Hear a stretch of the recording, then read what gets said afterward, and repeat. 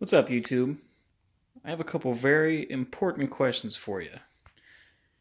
First, do you long for a more brutal Global War 36 experience? Do you long to witness the unbridled military industrial power of the United States on the unsuspecting asses of the fascists of Germany and Japan? Do you long to make the Pacific Theater not just a backwater? If you answered yes to any of these, then I think I have the solution for you. So, in this video, I'd like to detail my take on the Oil Wars expansion, which I pretty much tossed out their rules completely and replaced them with my own because, as you know, that expansion set just didn't quite scratch the itch that I had for it, and it doesn't add anything if you always have oil. If there's no stakes, one of my big things is I want a ton of stakes. I want to feel the pressure of the game. I want to feel like I have something to lose on every round. Not just income, not just units, but I want to feel like I'm in a race against the clock, especially playing the Axis. Right now I'm actually in a game against myself, and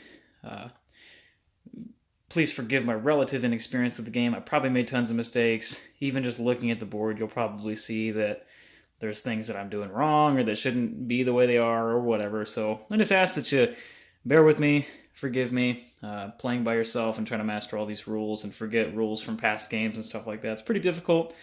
I'm trying to do the best I can. So, right now in this current game, we're just beginning 1943, and it's still anybody's game. Japan's doing relatively well, but still battling some outrageously fun wars or battles of attrition down in the Indian Ocean, whereas Germany started off with a bang, and now they're starting to fizzle out, just like in the real war. The United States landed at Normandy a year sooner than expected, but whatever.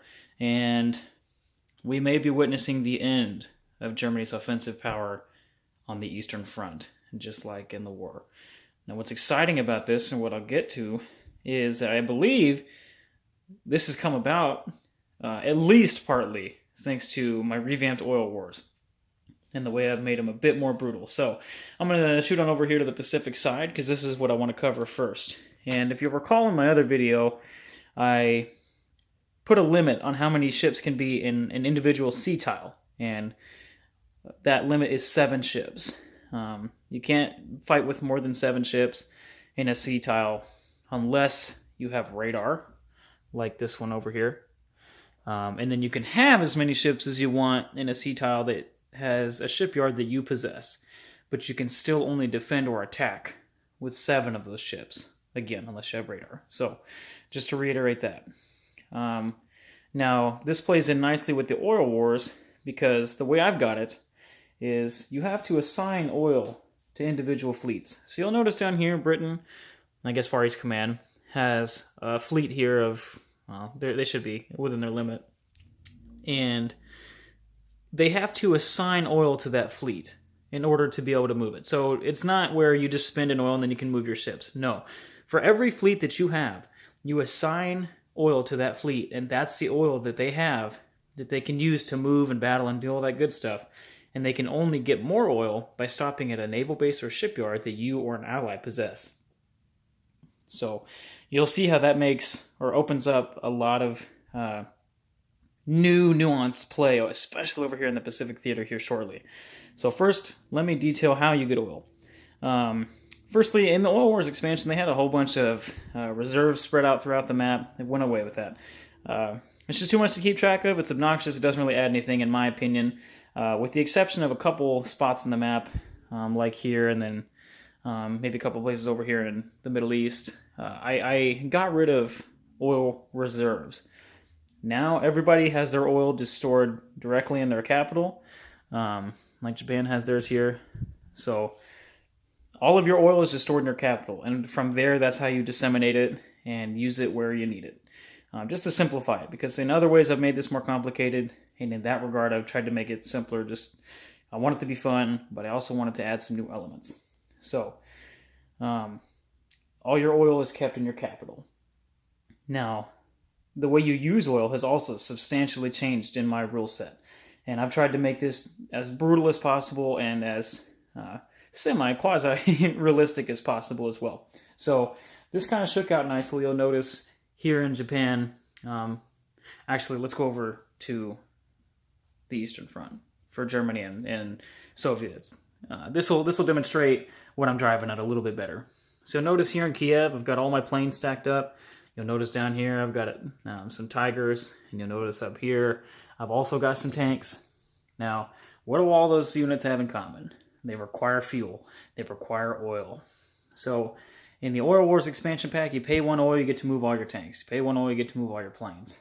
Well, I've changed a couple things with that. One, for every zone that you're moving out of that you require oil, you have to pay 1. So I have to pay an oil for this to move that, pay an oil for that to move that, pay an oil for that to move that. If I wanted to move this one, I got to pay an oil.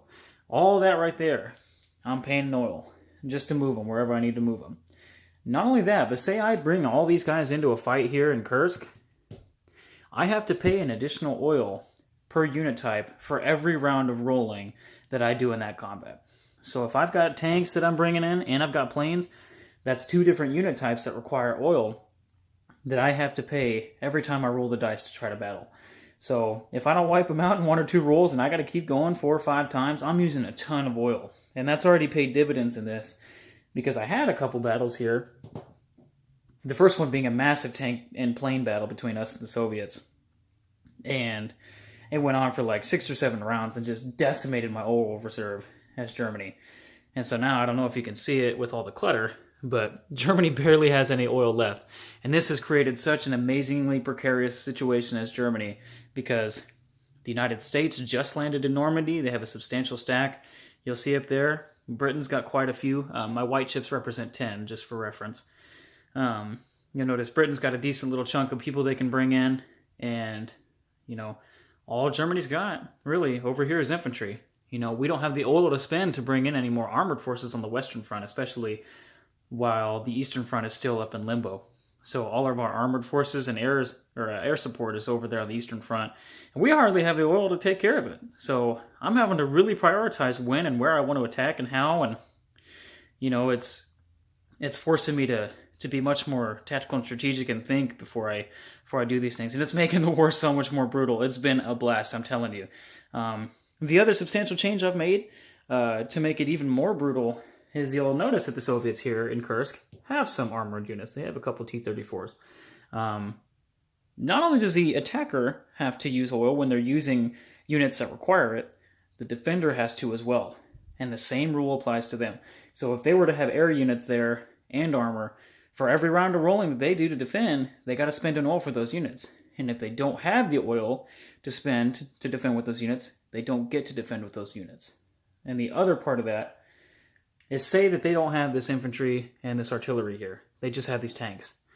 Say they don't have the oil to defend with those guys, or they just don't want to. Like, they want to save the oil for a counterattack they have poised for later. If they don't have the oil or they don't want to spend it, and all they have are armored units that require oil to defend, and they are attacked, those units are lost. They don't get to defend. So you got to be really careful how you're positioning units and how you're using them and what units you're buying. I think it opens up some really interesting tactical play. It's been a blast. Now, over here in the Pacific Theater, it's also paid dividends. So if you'll recall, in the beginning of the video, I brought up the fleet stack limit. And then I also mentioned that you have to assign oil to these fleets. Now, this is very important because what's one of the problems it seems that the community is having when it comes to this game? America doesn't hardly get to play. And where's the fun in that? Because it's America gets all this money when they're finally in it. They have all kinds of cool units they can buy, expansions, whatnot. It's just fun. There's 1,000,001 different options of how to play America and bring the fight to the Axis. And I want to experience that. Like, as a red-blooded American, I want to play as America. I want to get in here and kick some fascist ass. So, by the same token, I also really enjoy playing the Axis. And so I don't want to keep them out because I want to fight them. I've been fighting in this particular game. I've been fighting the United States since, I think, 1941. I think I actually brought them into the war almost on their historical date. And I opened that up because, despite my best efforts to conserve oil as Japan, I even held off attacking in China for a while just to keep getting oil from the United States and not diminish what I'd receive. When it came down time to my war in China, it was grinding out all my oil. Excuse me. Especially with all my new revamped rules. So having to continually use air power to try to win some of these battles was just depleting my oil reserves. And it even got to the point where there were several times where I had some infantry set up here and I was attacking, and I knew I had to make my air support count because I was only going to have enough oil to support my attack with air cover for one round. And so needing that oil obviously necessitated needing to come down here and attack these strategic resource centers, get these oil fields to keep our war effort alive. Now, I could be wrong, correct me if I am, but if you attack the Far East Command as Japan, that allows the United States 5d12. And in all the test runs I did of rolling 5d12, consistently they were getting close to their wartime income on just the one roll. So I figure, why give them that chance to come into the war? Why give them the income increase that allows them to venture beyond their shores when I could just wipe out that Pacific fleet that, at least in my game, I had paid very little attention to. And so I wiped that fleet out, captured Hawaii and this shipyard, and created a really precarious situation for the United States. Now, where all this ties in with my oil rules is this. You'll see this little stack of oil that I had to assign to this fleet. That's to keep them afloat. This fleet can refuel here at Hawaii thanks to that shipyard. Otherwise, they'd have had to go back to the mainland to refuel and then come back and attack again if they were going to attack, or wait for the United States to come this way. And what do you notice about all these islands down here? The only naval bases belong to Japan. Unless you want to come down here to Australia and get this. What do you notice about here, over here, close to the Indian Ocean? Where are all the naval bases? You've got one here in the Philippines, but that's Japan. You know, Japan's taking control of that. So, by attacking the United States and taking Hawaii, I've severely restricted their mobility over here. So, if they can't refuel here in Hawaii, you know, they can assign oil to their fleet. And I believe I've set a limit of 6 oil per fleet just to make sure you can't game it out too much. I'll take a brief pause to explain that. Restricting how much oil you can assign to the fleet does two things. One, it makes it a little more realistic because you can't keep your fleet out at sea indefinitely. If you're like me, you like to role-play these games a little bit. I like to think about how many troops are where and whatnot. I'm thinking of things kind of in a nerdy sense. And I also know you're not going to put every capital ship you have in one fleet. So you'll notice this one is pretty excessive. It's got a battle cruiser here, which I consider a capital ship, a battleship, and a fleet carrier. Those are all capital ships. And in this rule set, at least the way I run Oil Wars, you have to pay an oil each turn per capital ship in that fleet, as well as one oil for just the normal fleet. So these cruisers, destroyers, and subs. So that'll wipe out all that oil there. So I'm going to have to come back here and refuel. I wouldn't have the fuel to make it back to the homeland. So I need this refueling base. The flip side of that, so does the United States. Without having any naval bases or shipyards around here in the South Pacific, and even over here, they don't have a place to refuel. So they can give their fleet oil, but where are they going to go? Where are they going to refuel? Eventually they'll get stranded out here if they're not destroyed. So holding on to Hawaii has become pretty important over here in the Pacific Theater, unless good guy Great Britain decides to build some naval bases out here where the United States fleet can refuel. Now, I also know that the original Oil Wars expansion says that the United States never uses oil. That's bogus. That's stupid. So they don't use oil in the sense, or at least in my rule set, they don't use oil in the sense that they don't need to count how much they accrue, because obviously they have enough where they would always have enough. However, I think it's silly if you're projecting your naval and air power all across this vast ocean, and over here, when you get tied up in Europe, that you wouldn't use oil. I think you should still have to use oil. The only difference is the United States never has to worry about running out. But I've restricted it to 10. They can use 10 oil per turn, whether that's for their land units or assigning it to naval units. So they're going to have to be careful how they disperse their oil as well, just to make it a little more fair. And again, that's just that makes it so much more fun if you can capture this, because now you got a dogfight there. It opens it up for Japan to attack earlier, because they're going to need these strategic resource centers with how much oil you're using in battle now and the way you have to supply your fleets. And it incentivizes you to cut off the United States' ability to refuel their fleets. So now Great Britain and the United States, and I haven't done a very good job. I mean, I'm still learning. There's a lot to take in, so I'm probably not playing optimally. Bear that in mind. But unless you can get some naval bases built out here or something like that, or you can retain maybe some of your other islands where you could use them as refueling depots, you're in trouble as the United States. And I have frankly struggled as the United States to break out of this little hole. As a brief aside, I just wanted to point out, because I think they deserve the recognition, this fleet here has survived every stinking battle it's been in. They have decimated like 3 separate Japanese battle fleets down here, and they're doing a good job of hampering the oil supply of the strategic resource centers from getting to the homeland. So that fleet is a beast. It has never lost in battle. I think they've lost like 3 units to Japan's like 14 or something like that. It's been outrageous. Has nothing to do with the video. I just wanted to point it out because they've been a beast. So that Pacific Navy getting it done. Now I'm trying to remember if I am missing anything. Okay, I will point out. I notice. We'll come back over here to Japan because it's a little less cluttered. You'll notice here I've got these, your oil refineries. Just for nations like Japan that doesn't have a source of income outside of the United States in the beginning, and then Italy, I've decided you can build oil refineries at a cost of 10 over 2 turns, so 5 and 5, and it produces 1 oil per round.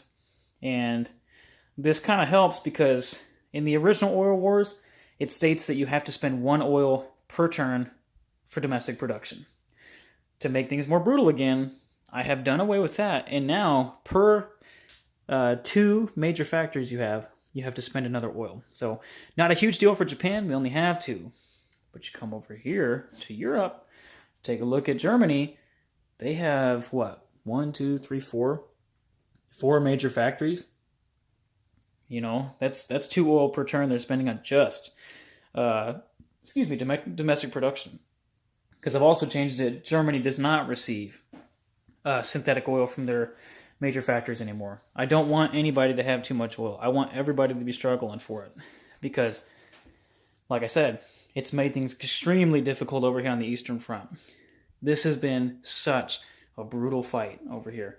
And then you'll notice Africa is not going so well for the British. You know, that's been hard for them. They couldn't keep their ships for fuel. They couldn't get planes and stuff in there. But now things are bogging down there a little bit too. Because Italy doesn't have much oil either. So it's made things a bit more realistic in my opinion, because now, you know, you can't indefinitely use your planes and tanks. At a certain point, they're going to have to stop. And your infantry are going to kind of be on their own. Frankly, it's been so much fun. I strongly encourage you to try it, give it a shot. If you like resource management, if you like a little bit more role-playing aspect, if you want the game to be more brutal, then give this a shot. I'm telling you, it's a lot of fun. You're going to enjoy it.